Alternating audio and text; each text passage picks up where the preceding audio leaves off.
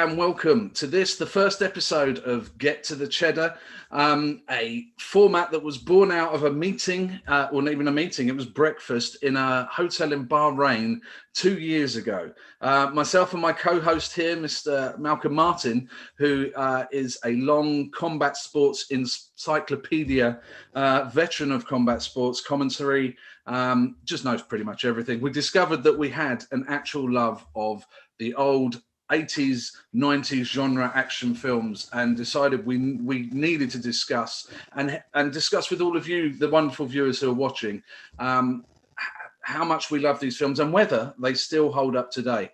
Now, the original concept conversation we had, I think, went on for about 4 hours, Malcolm. So obviously we're going to try and keep it a little bit slimmer, but we are going to start with what we can only describe as the legendary god tier of all action movies, and that is Arnold Schwarzenegger's Commando. Now, somewhere, somehow, someone's gonna pay.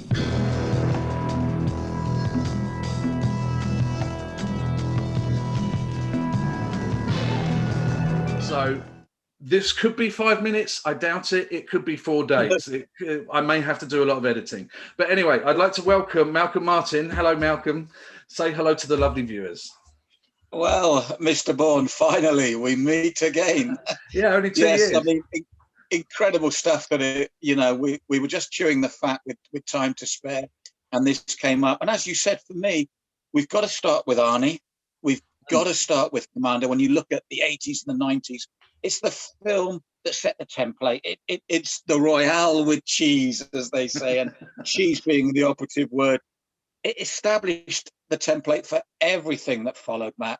And do you know what? It's still adored today. And yet, you and I, one of the things we noticed, we threw up all these incredible films that we love. Then we tore them to shreds. Yeah. And yet we still had that love for them. When you look at it now, when I saw that as a young man in the 80s, I was blown away by Commando. Everything about it. I watched it now before you and I got back together again. I was still blown away by it for all different reasons. I was laughing so much throughout it. And yet, when it finished, that I still had that wonderful, warm, fuzzy glow, but for totally different reasons. Yeah, I think I actually saw this film underage. So obviously you're just a touch older than me, Malcolm. I am a bit. I actually saw it. I think I saw it illegally on VHS when one of my friend's mums rented it out for us one summer. But even so, I'm like you, that same moment of just seeing this incredible trifle of violence, which was at the time I'd never seen anything like it. And it is just incredible. It's just incredible. So I suppose we probably ought to start actually talking about it and deciding where we're going to get to with where it fits on our cheese factor, which I'm sure we'll figure out as we go on. I mean, I want to throw in this firstly. When the film was first being made, it was actually written about, and the idea of it was about an Israeli soldier who turned his back on violence. Now, if any of you have ever seen Commando, you would know. I don't think that's the film they made. To be brutally honest, I don't think that's the film they made. And their original casting choice for this was Gene Simmons, the bass player in Kiss, the guy with a really long tongue. He turned it down. So then they went to Nick Nolte, who obviously had been doing 48 Hours and films like that. Obviously had some action chops about him, but he turned it down. So then they turned to the Austrian oak himself, Mr. Arnold Schwarzenegger. And just to reinforce that fact, of course, our favourite section from the opening of the film is the fact the first time you see Mr. Schwarzenegger in this movie, he's carrying a tree. Not just a branch, not just a little log. He's carrying the whole tree, which he's cut down with what I can only describe as probably the world's biggest chainsaw as well, just so his arms can be bulgy. It's not that. You see, this is the thing, that opening sequence, when we look at Commando, and the reason we've chosen that first, it sets the template. And the template, but I mean, ironically, we've got a whole subgenre here with the fact that the two men that kick-started the action movie genre are from Austria and Belgium. We'll go into that later. Yeah. But you have the Austrian oak there. And the template for that early 80s and 90s is the incredible body. As we said, the action hero, he has to look like the action hero. Now, you mentioned it. The man is carrying a top and tail tree. Now, unlike you, I don't think he even used a chainsaw. I think he used a karate chop. He top and tailed it, just pulled it off, ripped it off, top tailed it with a karate chop. But when you look at him, I mean, as you said, he wraps his arm around it. He's got the big biceps. Look at it closely. Even Arnie's cheeks have got muscles. They're striated. This is the template it sets. It's the action hero has to look like the action hero. We get Stallone, we get Van Damme, we get Norris. The first thing we all went for was like, God, we wanted to look like these guys. And nothing sets it up like a man carrying a whole tree, nonchalantly whistling as he walks through the woods. He's not even breaking sweat. It's the Austrian oak. That, for me, is when we look at the template. And, of course, what we realise later that really sets the tone as well is we call it get to the cheddar, the corny one-liners, the cheesy one-liners. The man was the master, wasn't he? Yeah. And that's in fact, I believe Commando is the first place he uttered the line, "I'll be back." Because when he's taken to the airport by Bennett, who in the very opening of the film, we believe to be killed, even though they telegraph the fact that he's not dead by having his name come up in the credits. The actor Vernon Wells, who was in The Road Warrior 2 and also appeared in Weird Science in the 80s, so was in a lot of these films. He goes, "I'll be back, Bennett." And that born into legend. Pretty much every film after that, he had to shoehorn that in at the very least. So I let him go. He's dead, tired, let off steam. It sets that template. But as you and I said, when you're seeing it as younger men, the other template it set was, you look at it now, it's the gun porn in all these movies, isn't it? I mean, the incredible amount of explosions, the guns. It's a precursor to this modern generation. They do the single player shoot 'em up. Commando, and we've had a couple of movies that sort of like focus on that. Commando did that years and years back. I mean, it was every young boy's wet dream and must have kept every stuntman in Hollywood in employment for however long the movie took, because they just turned them out. You've never seen so many guns, so many explosions. And yet, as I said, when I watched it as a younger man, it was a young man's wet dream. Yeah, it's again, obviously for research for this, I had to watch it again like you did. I watched the director's cut version, which is slightly longer. There's not too much more in it other than people losing arms, legs, sides of the faces. There is actually some political discourse in the film at some point, talking about tax dollars paying for Arnold Schwarzenegger's job, and Ray Dawn Chong not being very happy about that, even though he's just kidnapped ripped a car seat out with his bare hands, and she learns to trust him, though. Don't forget, Matt, she learns to trust him.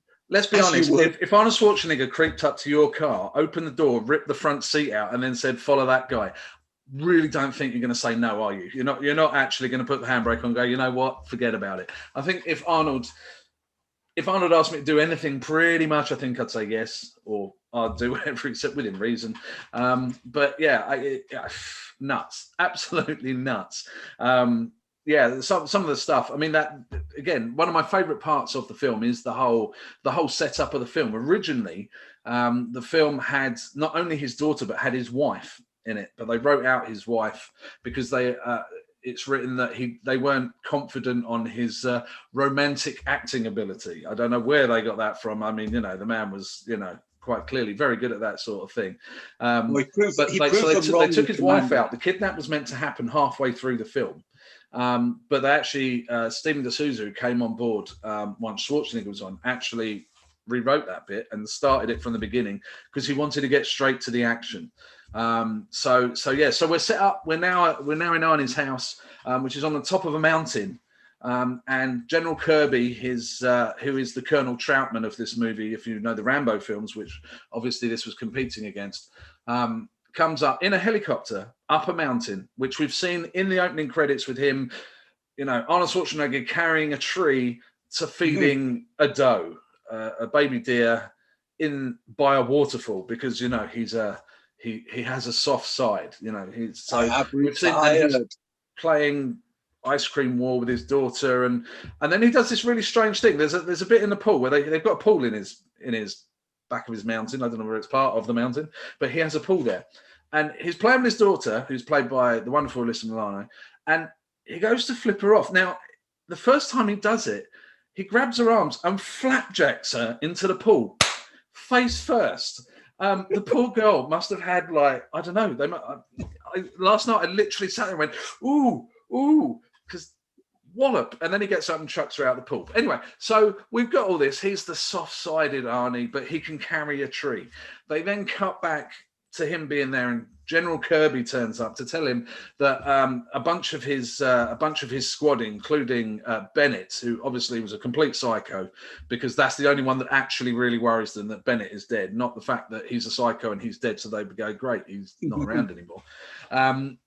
So he leaves two elite soldiers, apparently, who die within about 10 seconds of being told they're elite soldiers. So whatever. Well, that's because they didn't have a sense of smell, Matt. Yes, this is the thing. Yes, because Arnie can smell people. Those two elite smell soldiers would have been alive. Remember, you're downwind. The air current may tip them off. Downwind? You think I can smell them coming? I did. I know. I mean, even RoboCop could not smell people. I mean, seriously, it's. I didn't know they trained this in special forces. Smelling. I don't know. Do they get what, like socks, cheese? I don't know. Acid. I don't know. Smelly soldier outfit. I don't know. Well, he was in leather, wasn't he? So he probably smelled the leather. Well, it had to be something there, yeah. But here's the first thing. So General Kirby turns up. He's there for about 10 minutes explaining that his squad's dead and that they should be really careful. General Kirby just flew up a mountain in a helicopter, landed right outside his house, not rung him on a phone and gone, I need to meet you somewhere to keep your identity safe and where you live safe. He turns up in a helicopter. But the bad guys managed to follow this helicopter up the mountain, completely unseen. And this road, as we see as they escape, is a long, winding road that goes up and up and up and up and up. You can't not see them or hear them, because if he can smell somebody, I'm fairly certain he's got supersonic hearing and could probably hear Concorde landing in London from his mountain. I don't know. I mean, he's this clever. And they roll up, creep up to the house, and he only realizes when they're in about 10 feet of him, and that one of the elite soldiers is murdered. The other one is in serious trouble. He's bleeding out everywhere. Arnie, of course, has smelled him, so he's disappeared into the house with Chenny. I didn't realize her name was Jenny till about 5 years later, because he kept calling her Chenny. Chenny, yeah. So I thought it was just an Austrian name. So he creeps into the house. Now, at this point, all hell breaks loose. It's the only thing the house is getting shot up by a number of unseen assailants. We don't know how many there are. We've only seen one guy at this point. Arnie then takes a 5-minute run through his house, out into the backyard, across the courtyard, up the side of this like verge, into his shed. Now, this shed has his arm, the first set of gunporn we see in the film. The code on the door to his cupboard is 13.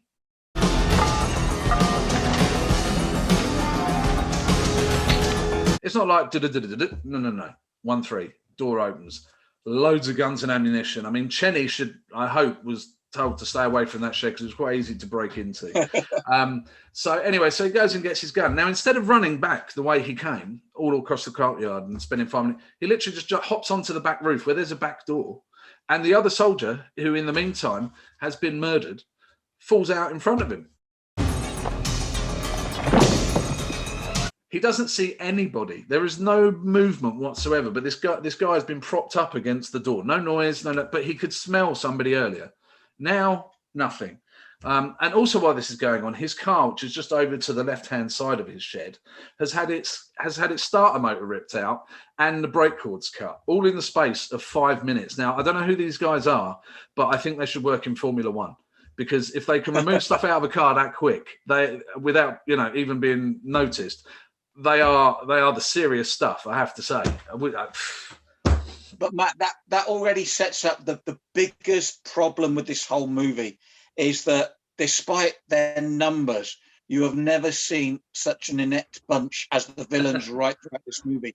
As you said, the two cars drive up, because we see when he's chasing them by, obviously, Arnie just pushes the car to start it downhill, doesn't worry about the brakes. He chops trees down for fun. We've seen that. But there's two cars, and when the guy goes to secure the area, two guys get out. It's a fucking mountain. They've got this huge cottage. and he sends 2 guys out to secure the area. What are they, the Roadrunner? He trundles across there. He goes, I have to get to my shed. So he's implying it could be dangerous. I've got to get to the shed. It could be dangerous. He trundles across like a darted rhino in a David Attenborough documentary. And no one's there because there's only 2 of them. They're too busy dealing with the guys that can't smell them. I mean, they're so inept right the way through. And that is the first start with these guys. But I mean, if you look at what we're looking at now, I thought of something later on with these inept villains. It shows you the perfect transition from the 70s to what Arnie and Stallone and Van Damme were doing in the 80s. There's in Charles Bronson's wonderful movie Hard Times, Street Fighter, about the bare knuckle fighter. In the big final fight, he takes on an ex-genuine Navy SEAL and stuntman Nick Dimitri as the hitter, who takes Charlie Bronson to within an inch of losing before he wins. In Commando, when they get to the Valverde warehouse, he pops up, Arnold grabs his head, bangs it into a wall, and he's gone. Nick Dimitri, who took old Stoneface Bronson all the way, is a blink and you miss him extra who gets his head caved in 5 seconds. This is now the 80s, brother. This is what it's about. You're too slow. Yeah. But again, picking up on Arnie and the smell, it made me think of something, because you and I both said the great thing about revisiting it was seeing it with different eyes, but also seeing new things. And it gave me pause for thought here. Arnie's team, Kirby comes with, I mean, Kirby's, they should have called him General Exposition, shouldn't they? All he's there for is like Trackman to go, blah, blah, blah, blah, blah. He's this, and this is happening. And he says, they're killing your old team. Well, we see the initial openings with the old team. So the first guy you've got in his coat and slippers, looks like a bank manager. He certainly hasn't got Arnie's refined Commando sense of smell. His killers are garbage men. He can't even smell the garbage men coming. Well, you see, that's what they did. They covered over the smell that they were bad guys with the garbage. Yeah. You see, that's what you missed. But I mean, you look at him. He looks like a banker. The second guy in his team, it's Swiss Tony from the Fast Show. He's a used car salesman. And you're thinking, my God. And then the next guy we know is Bennett. And look at him. I mean, Matt, honestly, even for the 80s, look how the man's dressed. It's like he's auditioning for the Village People.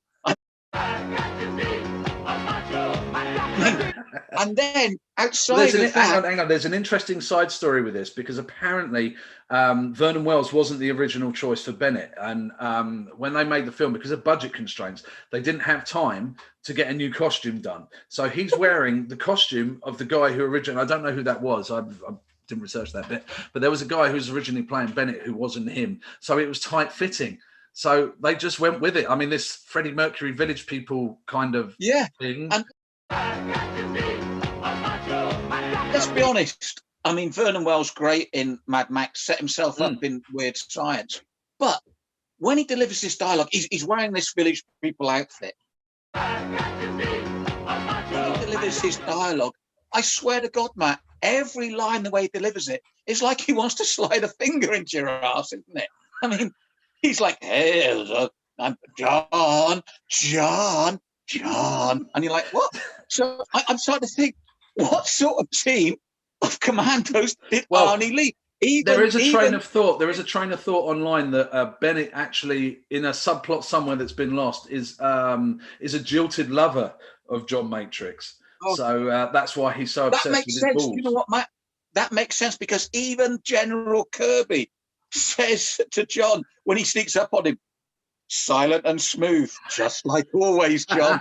I'm thinking there's a movie here, Matt, a prequel about Arnie leading the Village People style commando team in their adventures across the Middle East or the jungles of South America. And you think, you see, it's not even a guilty pleasure. Even now, it will still be in most people's top 10 action movies. But every step of the way, it's ludicrous. So if we look to the fact that Arnie's put on that plane with the team and he's told to stay on there and he's got to go to Valverde. And there's this brilliant part where he decides to escape after he's killed the guy. Don't disturb my friend. He's dead tired. And the air hostess stops him. And if ever you thought Arnie couldn't act at that point, I'm sick. yes, I'm eher sick. he sold me. I honestly thought the guy he'd got to get to that toilet. It was so convincing. Or an Oscar, And then, one of the two. but what we know what he does instead. He rips out the hole, just like with the tree, those hands, rips out the undercarriage and jumps from 150 feet into swamp water and hits the ground running. He doesn't even break stride. The moment he hits water, he starts walking.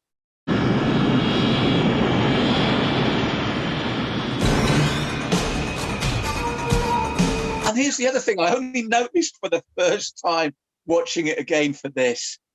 The water's about 3 foot deep. Yeah. The man jumped from 150 feet into a puddle. Yeah, but he landed on the rushes. He landed diagonally on the rushes.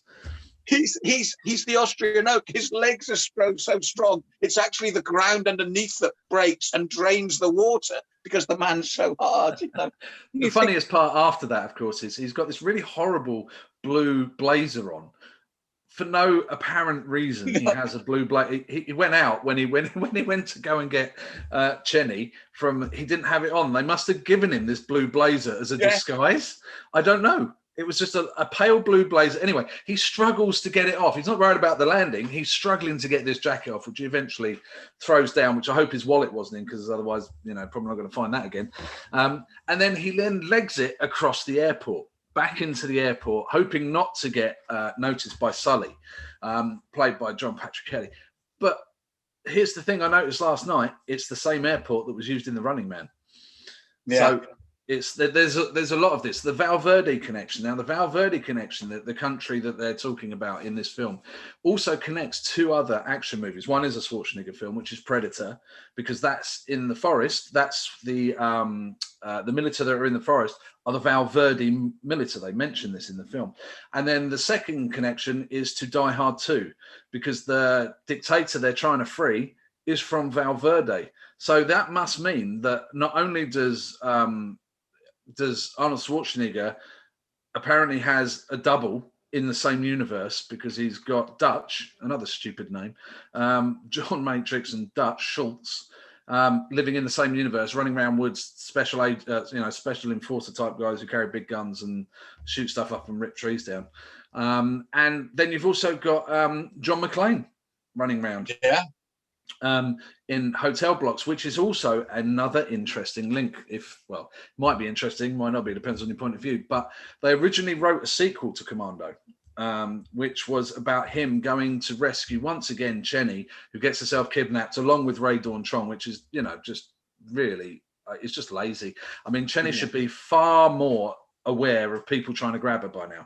Anyway, they're taken in the Commando 2 script. They are taken to a tower block where they are held up on a high floor by terrorists, in which John then assaults the building, gets up in the building to rescue them all, which may remind you of a certain other action movie, classic of a certain New York policeman who gets caught up in a building at Christmas and crawling around the building. Apparently, Schwarzenegger didn't want to do the sequel. He had no interest in it. He was very picky about his scripts back then, apparently. But he didn't want to give out sequels. So he didn't want to do it. And then that went on to become Die Hard. Come out to the coast. We'll get together. Have a few laughs. But at the end of the day, there's a great story about, because, I mean, if ever you were in any doubt that this wasn't to be taken seriously, the jump out of the plane. But there's a great story that Arnie told regularly, was because everybody bought into the mythology. We'd never seen, I mean, we're blasé about it now with the way bodybuilding has gone. But let's be honest, the big selling point for Arnie at the time, we'd never seen a man built like that so perfectly. And then in the movies as well. And he said even the producers were sold. They couldn't believe why he wouldn't do the stunt himself. Why can't Arnie just jump out of the plane? And he said they were adamant, and he insisted not doing it. Luckily, in the final cut, the transition from dummy to Arnie is so seamless. You never know. You never know. It's a dummy. Yeah, it's leaning forward. Never know. So we're cool with that. But I mean, and they even did it in slow mo. They did it in slow mo with the dummy. Yeah. I've seen my kids make better Guy Fawkes dummies, I'm telling you. A penny from the guy. But I mean, even the producers were sold on his like invincibility and all this. And then, you know, when we continue the theme of ineptitude, I love the shopping mall, the whole sequence, because Ray Dawn Chong escapes from him and unbelievably goes and tells the security guards. And I love, like a little kid, Arnie tries to hide behind the pillar. He's the Austrian Okie Sushi. And he is the pillar. And he actually then pops his head round. I mean, and this reminds me that at the same time, he auditioned and lost the part for the Where's Wally movie. And while watching this scene in the mall now, you realise why. He'd be the shittiest Where's Wally ever. That little face popping round the mall pillar and that huge chest, and he's hoping not to get spotted. I mean, it's like, you just laugh now. But I mean, that said, we also buy, at the time, I remember as a young man buying into mythology, how many security guards does one mall have? Do you remember when they all surround him and they pull in, and then suddenly they all fly like 20 of them. And it's just like, at the time, you just didn't think about it. You know, it's just, you just accept it's Arnie and he's got big muscles. You know? And he can rip telephone boxes out of the floor with his bare that's hands. the other thing. Well, he's been practicing on all those trees. Obviously they telegraphed that moment with the tree at the beginning, Yeah, they told you what this man can do. And then I love the like, what are they? Those like flimsy air conditioning funnels. The balloon the air things, that he Tarzan's can down magically on. take his weight. You know, it just takes his weight. And he just flies across like Tarzan, which would have been probably another great role for him, you know. Another interesting link, that mall that they used there, that was also used in Terminator 2. That is where he goes to find John Connor in the top floor of that mall, apparently. There you go. So another, Arnold doesn't go far from wherever he films, quite clearly. From wherever he films, yeah, he likes the same locations. But I mean, we're setting all this up, and it leads to one of the few moments that I think, to forget the fun you have now, sort of like dismantling it, him and Bill Duke still passes the test of time. What a great fight. What a great character actor. What a great villain. Now, of all the villains there, Bill Duke is the only one that you ever worry might give Arnie a run for his money. The Green Beret's gonna kick your big ass. You know, well, Arnie can smell things. Arnie can smell things, but Bill Duke can see predators. I see him. So they're evenly matched. You've got Arnie's smell against Bill Duke's eyesight. And now you say that, here's another thing. So when he comes to the door of the hotel and he knocks on the door, there's like a glass panel. Now, Arnie, as we know, who's not the world's greatest hider in the world, no, he's not Wally, past that glass panel and stands behind the door while Bill Duke's standing there waiting for the door to open. So if he's got this brilliant eyesight, how he didn't see Arnie walk behind the door as he walked in, I don't know. Like a shadow crossing behind the moon, isn't it? Like a shadow crossing across the moon. The electric couldn't have been anything. We won't worry about that. But the thing I love about that fight is it's two great action stars, and Ray Dawn Chong, her commentary actually tells you we're not taking this too seriously. You know, when she talks about their banter, I eat Marines for breakfast and I'm hungry. These guys eat too much red meat. So that scene to me holds water still, because they realised what they were. You'd like to hope they realised what they were doing the whole time, but then that hope disappears when they get to the plane that's a plane that goes on water. And it's like, yes, that's right. No. Hang on a second. You've jumped forward too quickly. You've got to roll back a minute, mate. You've got to roll back a minute. In the middle of this fight with Bill Duke, which, like you say, is an action classic, and you have Ray Dawn Chong making comments about these guys eat too much red meat. So she was obviously the wayfarer for veganism in this film. He punches Bill Duke through a adjoining door to another room, which obviously is a double door that you can lock like they have in hotels.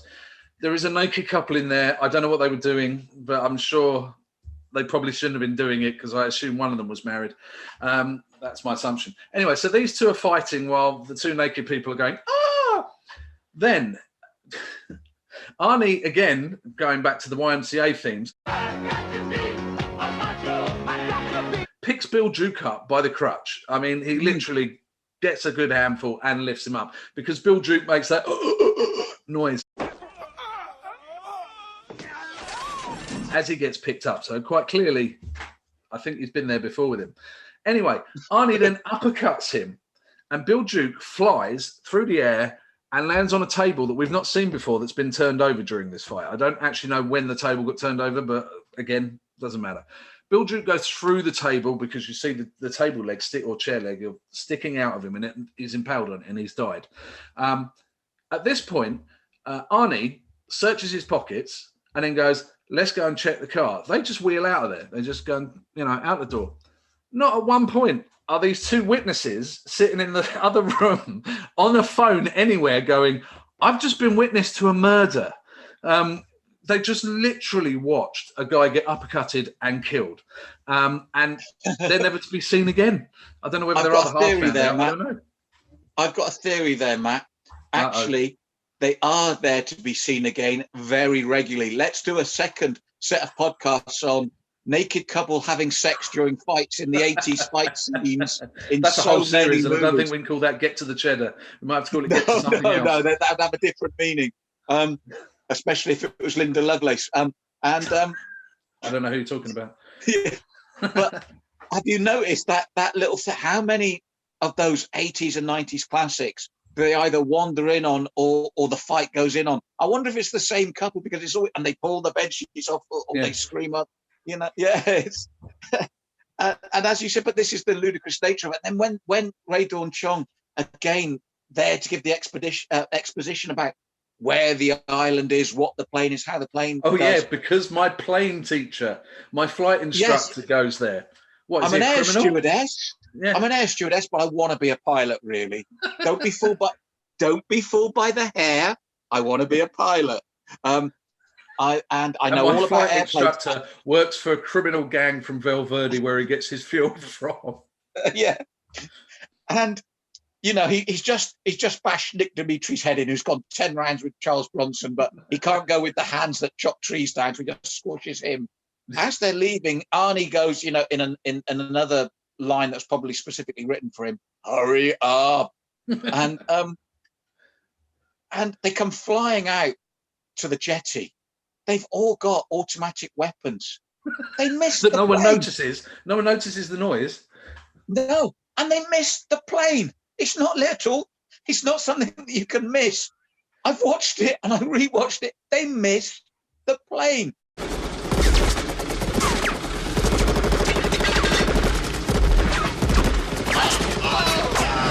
And then, of course, when we get to the island, there's two things that immediately struck me. With all the things we've been talking about before, his lovely little blue Speedo budgie smugglers that he wears, No, they're left over from his last Mr. Universe convention, clearly. I was expecting to see a number 9 on the side, the little round disc with 9 on it or something. I don't know. He didn't want to get his combat fatigues wet or what? I mean... No. Yeah, what was the point of that? Because he puts them back on when he gets to the islands. Exactly. Chenny's in trouble. She might already take be my dead. trousers off. I would just get my trousers off, change into my Speedos, then load up, then unload, change back out of my Speedos, and hope Bennett hasn't raped her. I mean, I just didn't get it. Maybe he had a romantic thing with Ray Dawn Chong in the plane. I don't know, and he didn't have time to get everything back on. But again, this leads to the single best scene in the entire film, period. And it is the whole 80s tooling up thing.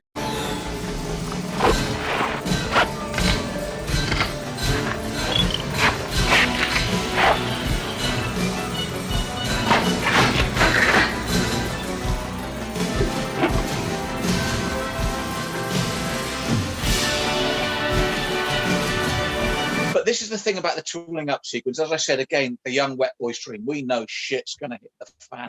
He's tooling up. He's putting all this stuff on.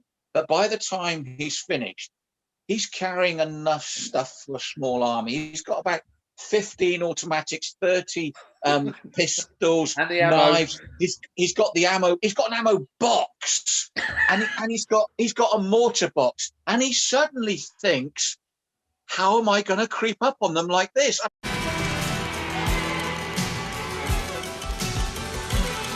So he does his tooling up on the beach. So he's gone to the beach from the seaplane that flies and lands on water, which was a miracle. So anyways, he gets to the beach. He tools up. He then goes over the grass verge, and there's a great big lake. I mean, there's a lake just after a beach. It doesn't even make sense. It should. Anyway, so at some point he's actually wheeled all the way around the front because he's got his binoculars that he's having a look at and, you know, checking everything's all right. He then wheels round through the woods and gets round the back of the compound. There's no fences on this place because obviously if you're on an island, you don't need fences. He manages to plant several explosive devices, which he checked in the shop when he was nicking it all, by the way. Yeah. Did the quick on and off, which would be a little bit nerve-wracking for me if I was in a shop and somebody flicked on on an explosive in case it actually went off in my hand. But obviously he's that good, it wouldn't have done that. So he turns on these things, he stabs a few people up, he's got like an injector knife thing. Come sta? Which I've never seen before. He throws 2 knives at 2 guys.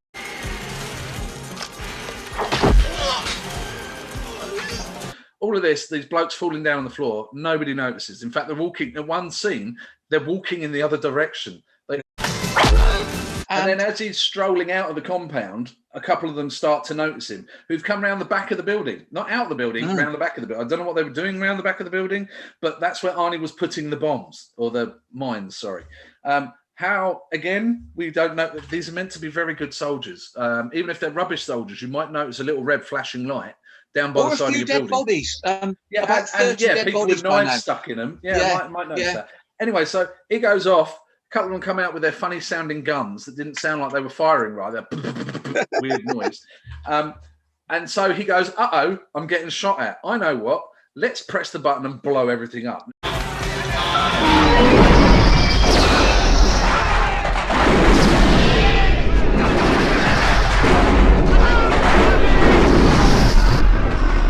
Fine, I totally get this. Let's wipe out half the army because there are different reports of how many people are actually murdered in Commando.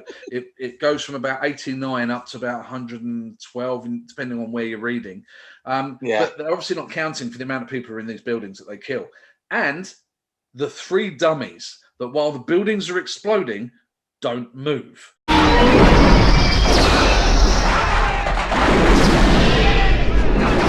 Two dummies. They are literally there. Everything's going everywhere. The stuntmen are doing their funny dives everywhere and their spinny things to get their moment in the sun.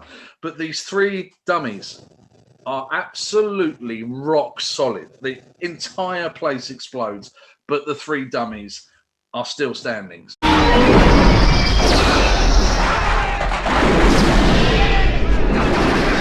So whatever they're wearing, I would suggest that military outfits get it, because compound explodes, they don't move.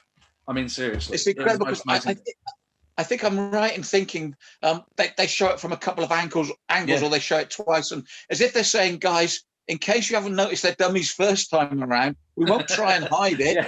We'll let you have another gander, you know, because soon in the near future there'll be ultra 4K and you'll be able to, you know, see the straw stuffing out of the side, you know. Well, I think they didn't even move. They're literally like statues. They just stood there. Oh, it's crazy. But Matt, let's be honest, it gets even worse. I mean, there's 2 things that still make me chuckle. So he's got all these guns, he's got all this stuff, he's laid them down like those poor donkeys. And when the heat really gets on and he starts to worry that, although I wouldn't have worried, if by now they haven't hit me, I'd have just whistled walking through, eating a bar of chocolate. These tossers just gone hit me. But as more come out of the house, he starts to think maybe one might snag me. Did you see the size of the wall he hides behind?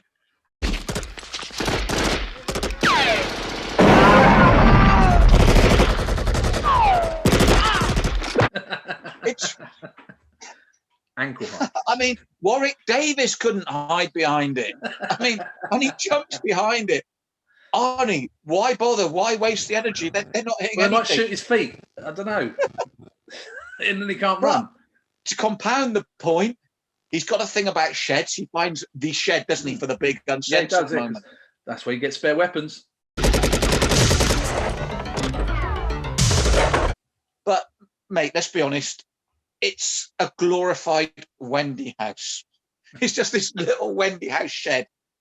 How he manages to stand up in it, I don't know. And Well, he yet doesn't. they surround it. And they shoot about 4 million bullets into it.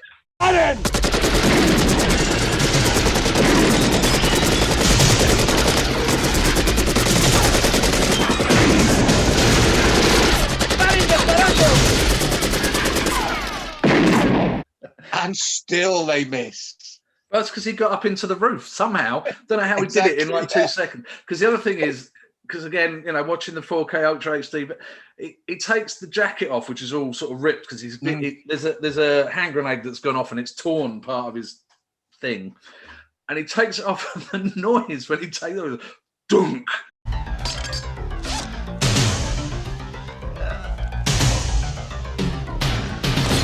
And it's like, that actually must have been really heavy, whatever it was, because it makes such a thud. And then he looks around pensively and sees the pitchfork and the rotary blade and the axe and the whatever else he finds. Oh, the big. Anyway, he finds lots of garden implements. But in the time that these guys are surrounding the thing and about to shoot, another one of these amazing timing things. I mean, he literally is like Roadrunner when you're not looking at it. Meep, meep. Or like the silent angels from Doctor Who, that when you're not looking, they suddenly get closer. He manages to get up into like the roof.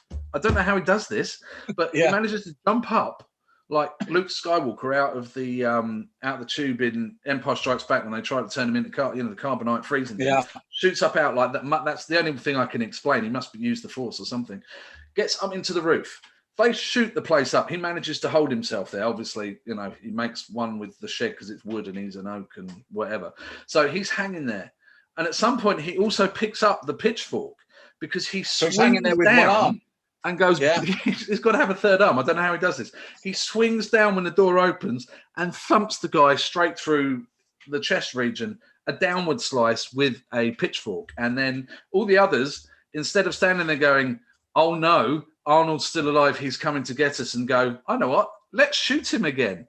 They just stand there while he deals with them all with various garden implements. And in the director's cut, we get an additional bit where he grabs the guy's arm and makes a swing for him, and he hacks it off with a blade, and he's left holding the stump of this guy's arm.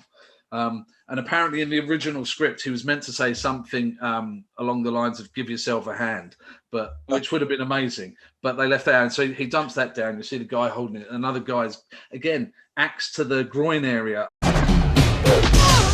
I mean, Arnie's got a real thing here going on. So, you know, so, and again, the garden shed is one of those moments in the film which, as nonsense as it is actually pretty, for its time, it was extremely violent. Graphic, getting the thing off the side of his head. I mean, even I was like, and it still does a little bit. But anyways, what it's done for me, Matt. And now we're charging into the house, which but before we go there, Matt, it's given me Beverly Hills Cop. Before we get to that, because you're right, and another great movie of the genre and of the time, that whole sequence made me start thinking about the whole, why can't they hit him? Why can't they shoot him? How do they keep missing this huge guy? And then when the shed sequence made it all come into clarity. Maybe they were just gardeners. They were heavily armed gardeners, because, you know, they had the shed there and they were doing the gardening, and this big man, they go, what the fuck's he doing here, wrecking up our place? So they, you know, they're just poor gardeners that he exploited and killed, because, you know, they obviously didn't know how to use the guns and the garden implements, and then made me start. Well, they didn't know how to use the garden implements because they're all in the shed, all quite neat as well. Quite clearly, they've never been used. So I think that's what it is. I mean, because you look at that house, the lawns are immaculate, the shrubbery's immaculate. They weren't armed guards; they were gardeners, and they had to just, you know, he got them doing double duties because he's a tight-fisted dictator. And then, as you said, then he runs into that wonderful house and shoots it up like everything else in this movie. Oh no, don't forget, he jumps down because he goes up onto the roof first, because that's the way you enter any house, is you climb up onto the roof, run and shoot a couple of people who are on the top of it just for the sake of shooting it. Then there are two guys down in the courtyard area who, while this is going on, are not going, there's gunfire above my head, let's look up. They run into each other, look really confused and go, oh, here, do my moustache, I don't have a hair. And then Arnold, who in this time has got onto the balcony. Now, instead of ignoring them and going into the and trying to find his daughter, he decides to jump off the outside balcony, grab the two guys' heads and smash them through a glass table, which just happens to be there, and then goes back into the house. Again, I don't know why. Arnie clearly wasn't an architect. Obviously didn't understand the principles of a house, because Dan Hedaya then runs up the stairs to the place where he was. Whereas if he'd just waited, he could have caught him on the way up and shot him before he got there. Yeah. And then don't even get me started on Bennett chasing Cheney. I mean, bless him, that outfit. I mean, as well as being totally crazy to look at, must have been so impractical. You see the way Vernon Wells is trying to run after her in these narrow corridors. He looks like John Inman and Are You Being Served? I don't remember John Inman wearing chainmail. He might have done in his personal time, but I don't remember in Are You Being Served. But the way he's running after, you think, poor Vernon, that those leather trousers, that chainmail down these little the outside corridors. boots. Yeah, but that final fight, Matt. I mean, it's again, at the time I first saw it, I thought absolutely incredible. But there's the dialogue, the fight. I mean, the man gets electrocuted, and then as soon as he's pulled forward, he just throws another punch. That's how hard these two men are. Yeah, it's just. But the other thing that I noticed, do you think it was like an eye bulging contest?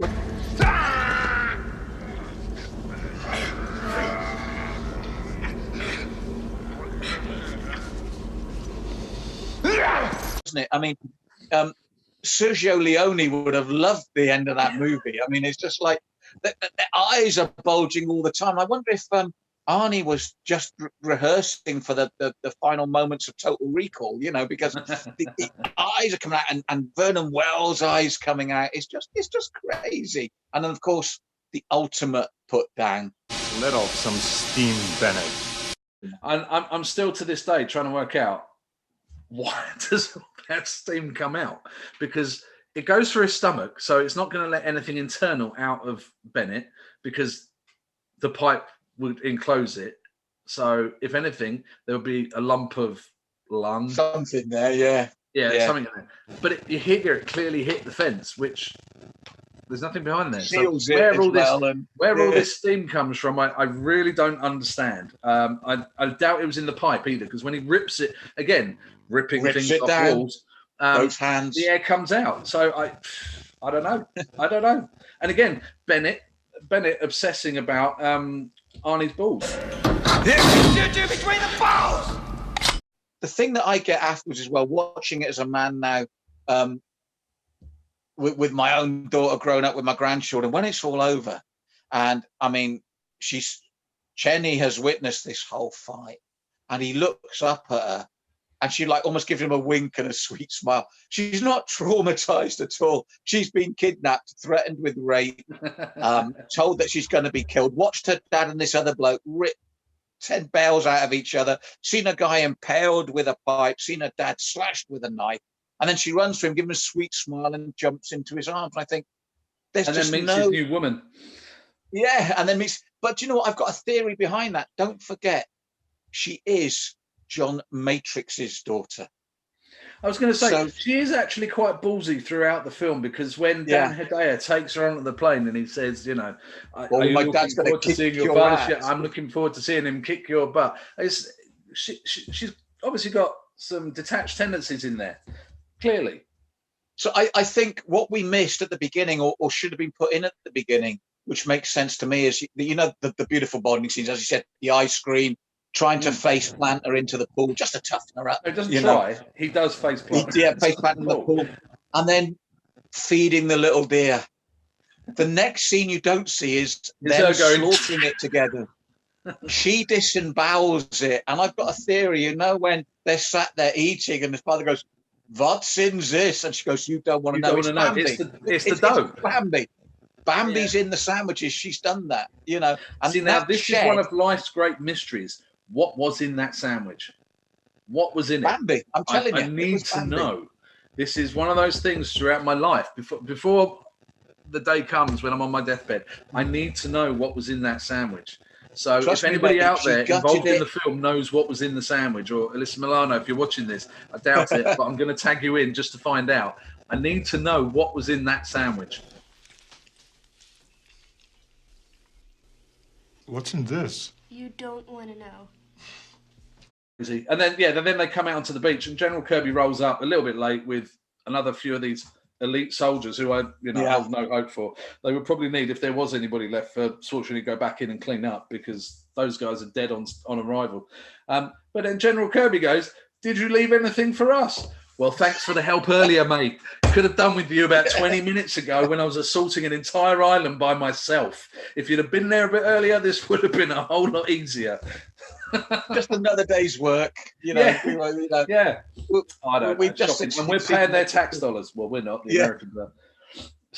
It's just a knowing smile on Kirby. He's like a benevolent dad with Schwarzenegger. I wanted him to go up and sort of like pull his super muscle cheek and go, "You, what have you been doing What again? have you done this time? What have you done this time? I have killed an army and a dictator. Oh, what am I going to do with you? And what about Bennett? Oh, he's letting off steam. Oh, John." So Bennett because he doesn't know that Bennett's alive. So, well, he's not. So he would have gone, "Well, Bennett, who you thought was dead, was actually alive, but now he's dead because I killed him. Not worried about the people who might have killed him. I've actually now done it because it was him all along." But you know what, Matt, that is to me what sums up the 80s and early 90s movies.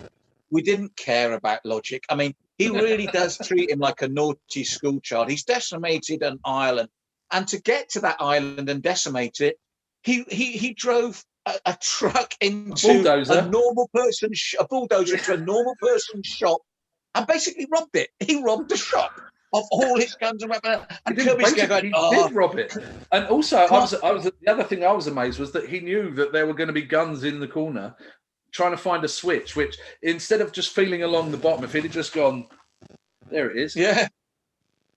And Kirby's still there going, "Oh, John, can't leave you alone for a minute." And then Ray Dawn Chong learns how to fire a mortar rocket by reading the instructions, and then promptly fires it the wrong way. So obviously not that good of a reader, because I'm fairly certain the instructions would have said, "Pull the bit out of the back and have that at the back," because that's the launching process. Unbelievable. And they were recap, that's the other thing. They had a mortar rocket in a shop in America, street shop in America, that was loaded. It wasn't even empty. It had 4 missiles in it. But you've got to be over 14 to buy it, Matt. You had to be over 14. Unbelievable. But if we recap, if you look at it, when Kirby's saying, "Oh, you naughty," well, and he's not saying a naughty boy. Actually, he's quite chuffed with him. Oh, that's it's like, "You saved me a job, mate. I was going to have to sort this in the sequel." He's wrecked a shopping mall. He's wrecked a motel. Several cars. He's wrecked several cars. He's wrecked a gun shop.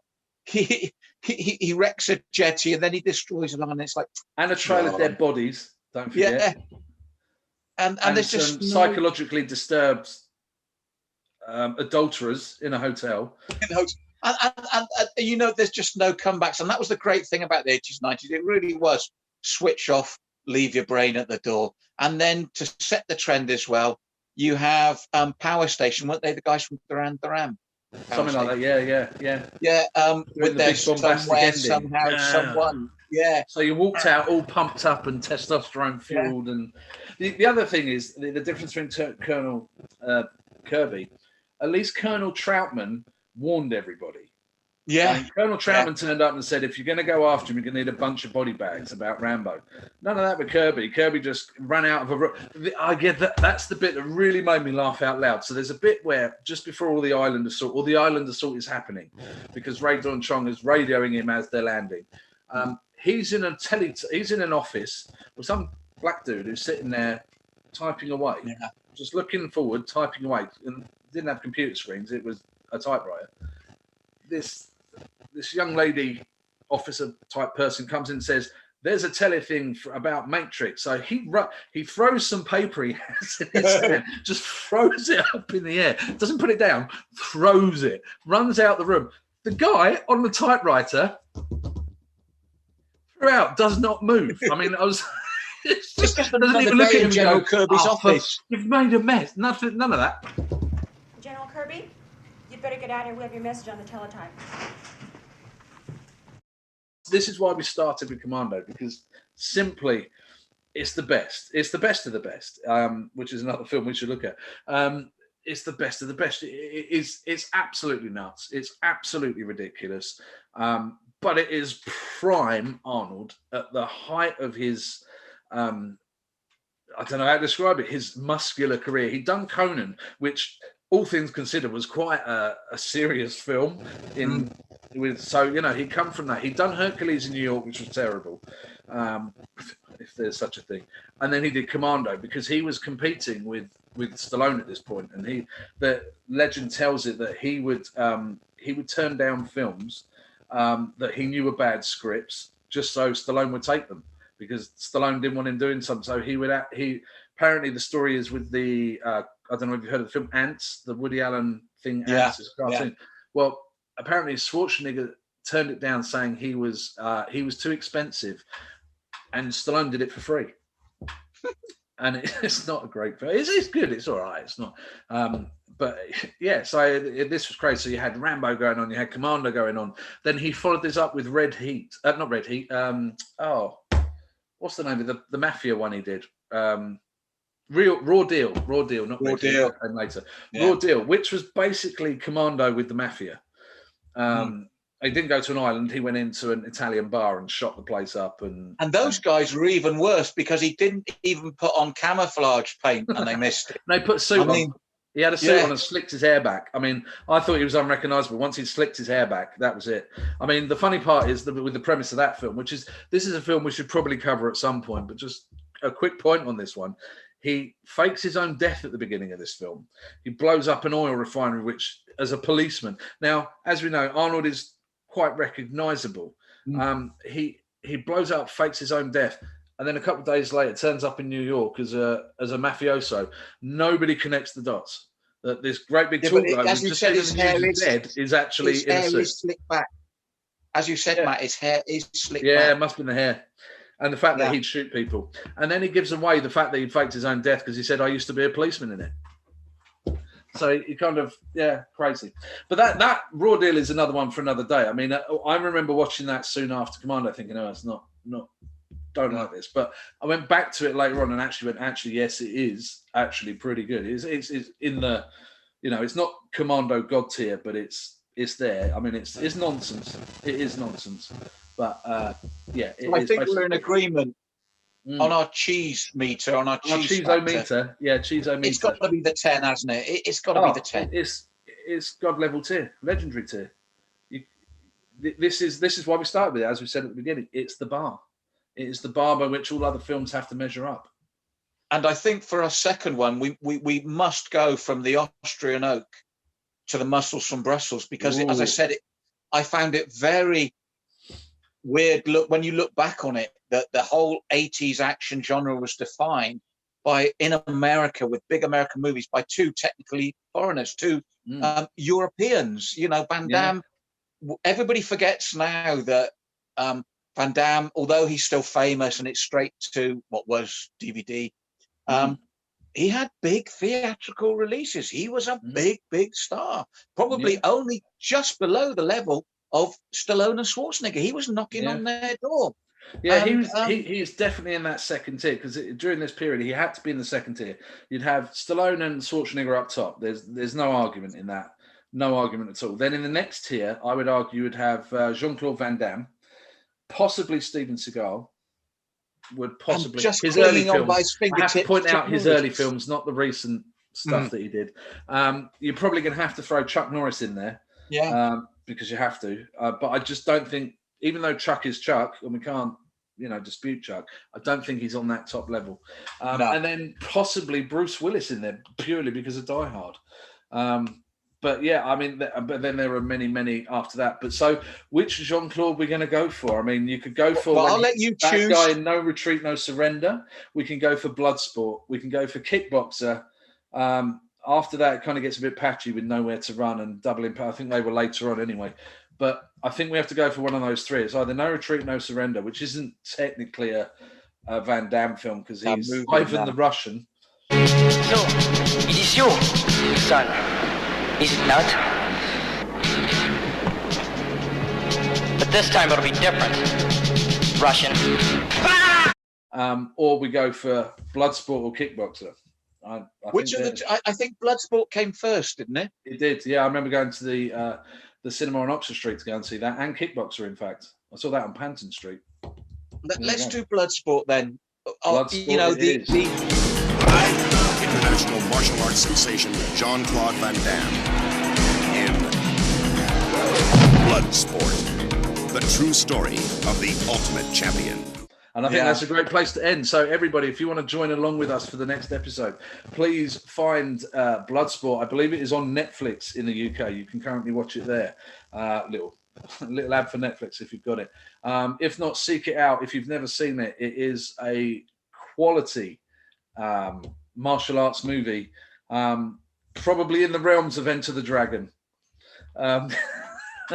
Maybe not. But it's based on the life or supposed true story of Frank Dukes. And it was the vehicle for Jean-Claude Van Damme to become an absolute megastar in the martial arts action genre. So a little subset of big muscles. There's a subset of martial arts in there. So please join us. Please subscribe. There's a button down here on YouTube somewhere. Please subscribe when you watch this and let us know what you think. And we will see you very soon.